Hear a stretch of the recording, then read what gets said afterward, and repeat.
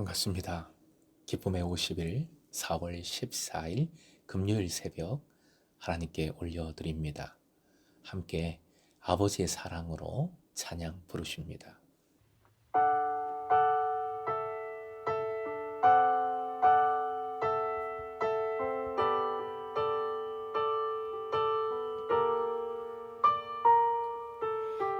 하늘에 계신 아버지 그 크신 사랑은 가득 차고도 넘쳐 이곳에 흘러내리네. 우리는 그 사랑을 받아 조심스레 이어가네. 당신의 나라에 살아갈 이웃들을 위해 아버지의 사랑으로 이곳에서 사랑을 이어가네.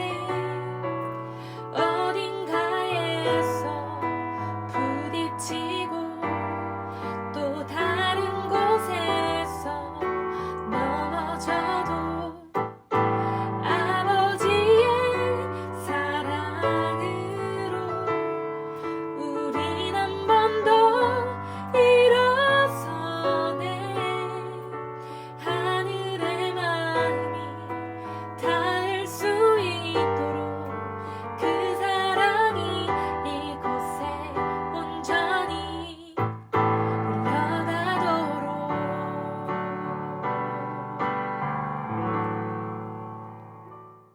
오늘 말씀은 로마서 2장 17절에서 24절까지, 로마서 2장 17절부터 24절까지의 말씀입니다.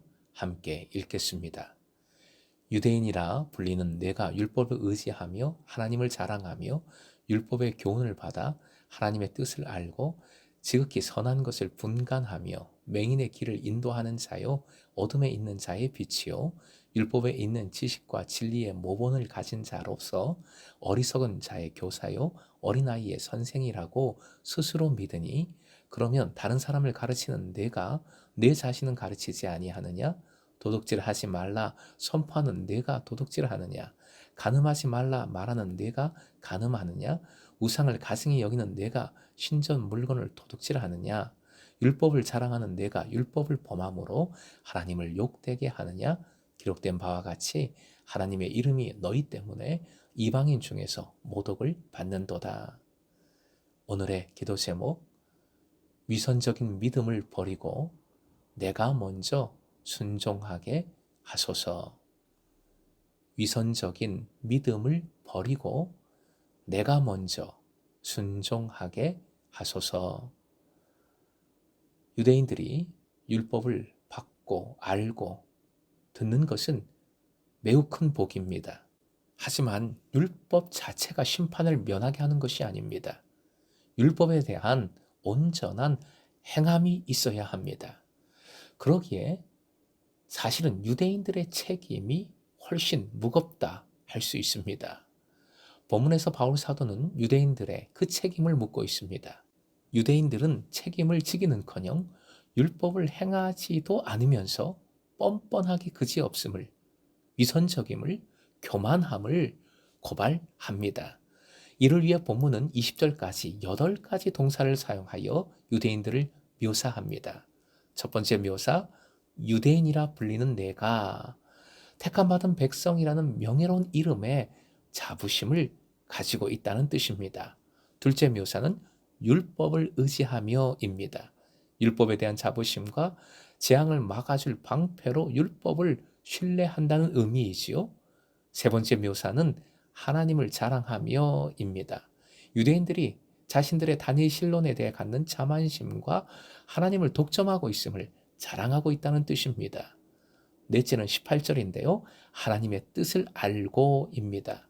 하나님의 절대적인 뜻을 자신들만이 알고 있다는 자부심을 뜻합니다. 다섯째, 지극히 선한 것을 분간하며입니다. 다른 것들을 시험해 본다는 뜻으로 유대인 자신들이 그러한 자격이 있음을 자부하고 있다는 뜻입니다. 여섯 번째는 율법의 교훈을 받아입니다. 도덕적 분별력을 가진 이유입니다. 그들이 교훈을 받고 분별력을 갖게 됨으로 일어나는 또 하나의 결과는 일곱 번째 묘사입니다. 20절 맨 끝에 나오는 표현인데요. 스스로 믿으니입니다. 다른 사람들을 가르칠 자격이 있다고 스스로 믿는 것입니다. 그래서 19절 맹인의 길을 인도하는 자요 또한 어둠에 있는 자 즉 이방인의 빛입니다. 그들은 또한 20절 어리석은 자의 교사요 어린아이의 선생입니다. 어린아이란 아마도 영적인 아기들 즉 개종자나 회심자, 초심자를 의미할 것입니다. 그리고 이 모든 것은 20절 앞쪽 여덟 번째 묘사입니다. 율법에 있는 지식과 진리의 모범을 가진 자입니다. 즉 율법을 통해 모든 지식과 진리를 터득했다라는 의미입니다. 바로 그러한 사람들이 자신들 유대인이다 자부하고 있다는 것이지요. 화면을 통해 이 여덟 가지 표현을 한꺼번에 보시겠습니다. 한번 읽어보겠습니다. 시작. 유대인이라 불리는 내가 율법을 의지하며 하나님을 자랑하며 하나님의 뜻을 알고 지극히 선한 것을 분간하며 율법의 교훈을 받아 스스로 믿으니 율법에 있는 지식과 진리의 모본을 가진 자. 액면적으로는 모두 훌륭한 모습 묘사입니다. 율법을 말씀으로 또는 성경으로 바꿔본다면 지금 당장에도 정말 훌륭한 신앙이라 할 수 있겠습니다. 하지만 이 모든 표현은 외식에 대한 고발입니다. 유대인의 이중성을 꼬집는 표현들입니다. 그들은 교훈을 받았고 교훈을 합니다. 가르침을 받았고 가르칩니다. 하지만 그들은 정작 자신들이 아는 것에 따라 살지 않습니다.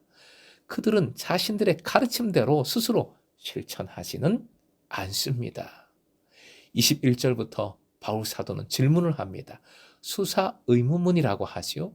5가지 수사적 질문을 통해 이러한 유대인의 이중성을 외식을 확고히 명백히 하고 있는 것입니다. 사랑하는 금성의 제자 여러분, 혹 우리도 8가지의 이중적 모습이 없는지 외식이 없는지 성찰해 보십시다. 이러한 위선은 하나님의 정죄를 받습니다. 그리고 이 위선은 한 사람의 실패로 끝나지 않습니다. 본문 24절은 23절과 연결되는 구약의 인용구이면서 전체의 결론이라고 할 수 있습니다. 화면 보시고 이 부분만 한 번 더 읽어봅니다. 화면 보시고 시작. 하나님의 이름이 너희 때문에 이방인 중에서 모독을 받는도다. 유대인들의 죄악성에 대한 고발, 그 결론인데 두려운 말씀이지요. 내가 이중적이 되면, 내가 위선적으로 신앙생활하면 복음 전파의 문이 닫힙니다. 하나님의 영광을 가리우게 됩니다. 그리스도인인 우리가 다른 사람을 판단한다면 우리 자신도 판단해야 합니다. 청직인 우리가 다른 사람을 가르친다면 우리 자신부터 가르쳐야 하는 것입니다. 그러므로 판단은 하나님께 맡겨드리고 나는 나의 순전함에, 즉 말씀의 온전한 순종에만 집중해야 하는 것입니다. 오늘도 가면을 벗어던지고 위선, 외식을 내려놓고 순전한 순종으로 하나님께 영광을 올려드리는, 복음을 증거하는 금성의 제사 되시길 주님의 이름으로 축원드립니다.